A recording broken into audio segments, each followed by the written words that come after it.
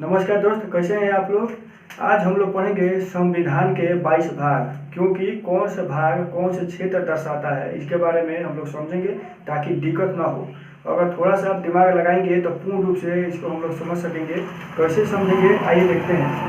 क्योंकि ये हम जानते हैं कि संविधान के 22 भाग होते हैं, तो भाग एक क्या कहता है इसके बारे में थोड़ा देख लेते हैं कि भाग एक, क्योंकि संविधान के भाग एक हो या अनुसूची एक हो या अनुच्छेद एक हो, तीनों एक ही बात कहता है। क्या कहता है कि भारत, भारत के संघ और उसके राज्य क्षेत्र।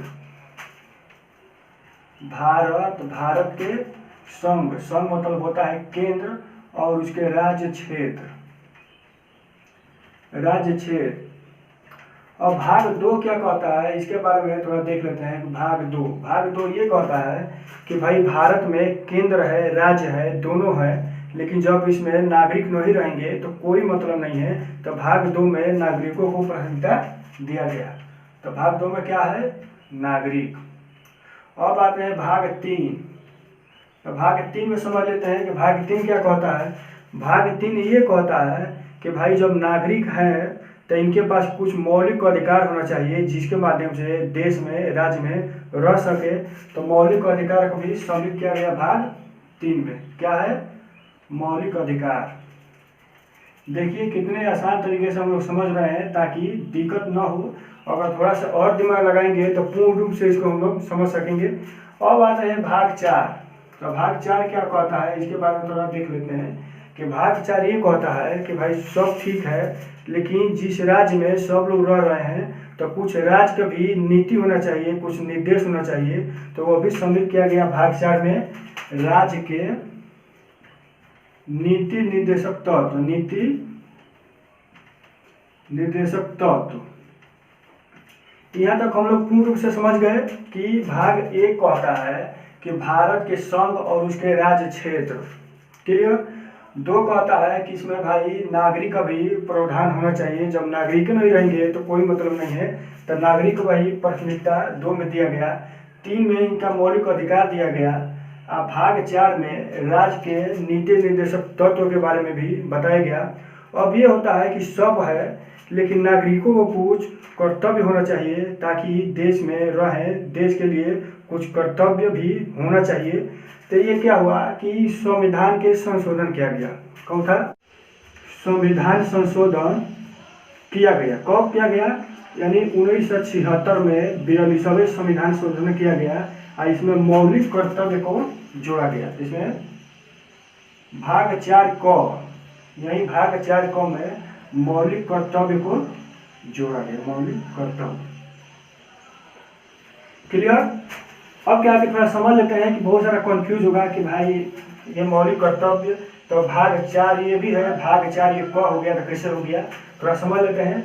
क्योंकि हम जानते हैं कि संविधान में 395 अनुच्छेद होते हैं, 395 अनुच्छेद होते हैं। तो कौन से भाग में कौन से अनुच्छेद का क्षेत्र है इसके बारे में समझ लेते हैं। क्योंकि भाग एक, तो भाग एक में 1 से लेकर के 4 अनुच्छेद हैं। क्लियर? और भाग दो में 5 से लेकर के 11 अनुच्छेद हैं। और भाग तीन में 12 से लेकर के 35 अनुच्छेद हैं। और भाग चार में 35 से लेकर के 51 अनुच्छेद हैं। क्लियर? तो अब क्या है कि जब 51 अनुच्छेद है तो 51 तक यहाँ हो गया। तो वही संशोधन जो किया गया यानी 42वें संशोधन, तो इसी 51 को 51 एक बना दिया गया। 51 ए या 51 क भी लिख सकते हैं। तो इसी को जो है कि भाग चार क बना दिया गया। तो भाग चार क में मौलिक कर्तव्य को शामिल कर दिया गया। बिल्कुल कंफ्यूज नहीं होना है। अब आते हैं भाग पाँच, बहुत महत्वपूर्ण है। भाग पाँच। तो भाग पाँच में संघ का वर्णन किया गया है। संघ का वर्णन किया गया है। संघ मतलब होता है केंद्र। और भाग छः, ये भी बहुत महत्वपूर्ण है। भाग छः में राज्यों का वर्णन किया गया है। राज्यों का वर्णन किया गया है। और भाग आता है सात। भाग सात। तो भाग सात को निरस्त कर दिया गया है। निरस्त कर दिया गया है। भाई क्यों कर दिया गया है इसके बारे में थोड़ा समझ लेते हैं कि भाग सात में ये था कि हर एक राज्य को नंबर वाइज बांटा गया था कि ये राज्य ये नंबर पे है, ये राज्य ये नंबर पे है। तो ऐसा नहीं होना चाहिए, क्योंकि देश में जितने भी राज्य हैं सबका महत्व एक ही है। तो इसको निरस्त कर दिया गया। कब कर दिया गया? ये 7वें संविधान संशोधन में। 7वें संविधान संशोधन में यानी 1956 में इसको निरस्त कर दिया गया कि ऐसा कुछ नहीं है, हर एक राज्य का महत्व एक ही है। ऐसा कोई नहीं है कि नंबरिंग के माध्यम से ही 1 नंबर 2 नंबर, ऐसा कुछ नहीं है। मतलब हर एक राज्य का महत्व एक जैसा है। अब क्या है, तो इसको निरस्त कर दिया गया 17वें भाग को। अब आते हैं भाग 8, यह भी बहुत महत्वपूर्ण है।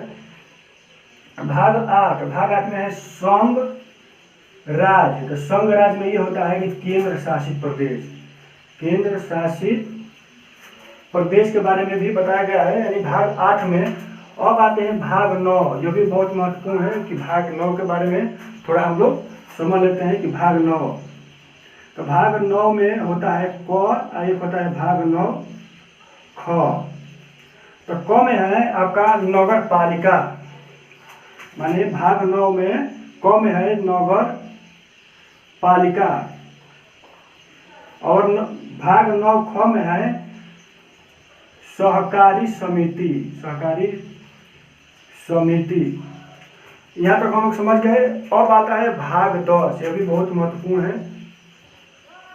भाग 10, तो भाग 10 में है कि भारत के यानी अनुसूचित जाति जनजाति के बारे में बताया गया है। भारत के अनुसूचित जाति और जनजाति के बारे में बताया गया है भाग 10।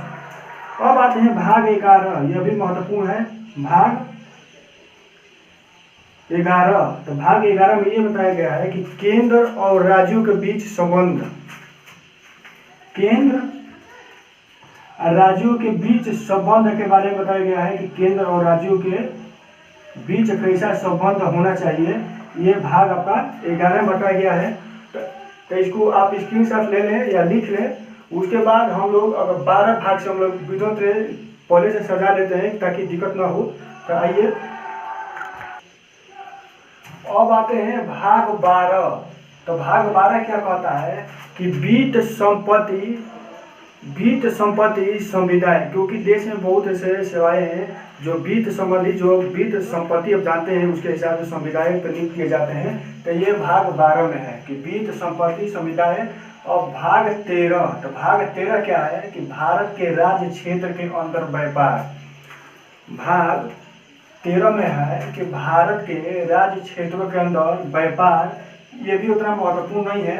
भाग जो 14 है यह भी उतना महत्वपूर्ण नहीं है, क्योंकि संघ और राज्यों के अधीन सेवाएं, जो संघ यानी जो केंद्र और राज्य के बीच जो सेवाएं चलती हैं उसके बारे में बताया गया है, यानी भाग 14 में। और भाग 15 बहुत महत्वपूर्ण है, इसको आप लिख सकते हैं कि भाग 15 है निर्वाचन आयोग। जो निर्वाचन आयोग देश या राज्य में जो निर्वाचन कराते हैं वही निर्वाचन आयोग जो है कि भाग 15 में है। अब भाग 16 में कुछ वर्गों के संबंध, यह भी उतना खास नहीं है, इसको लिख सकते हैं कि भाग जो 16 है वो कुछ वर्गों से संबंध, जैसे कुछ ऐसे वर्ग होते हैं जिसको कोई संबंध नहीं है, तो उसके बारे में संबंध के वर्णन किया गया है भाग 16 में। और भाग 17 महत्वपूर्ण है, इसके बारे में आप समझ सकते हैं कि भाग 17 जो है कि राज्य भाषा से संबंधित जानकारी मिलती है भाग 17 में। अब आते हैं भाग 18। तो भाग 18 जो है कि ये बहुत महत्वपूर्ण है, क्योंकि भारत में जो आपातकाल की जो स्थिति होती है यही बात बताया गया है भाग आपका 18 में। अब आते हैं भाग 19। तो भाग 19 उतना महत्वपूर्ण नहीं है, क्योंकि इसमें प्रकीर्ण है, अगर इसको आप लिखना चाहते हो तो लिख लीजिए। अब आते हैं भाग 20।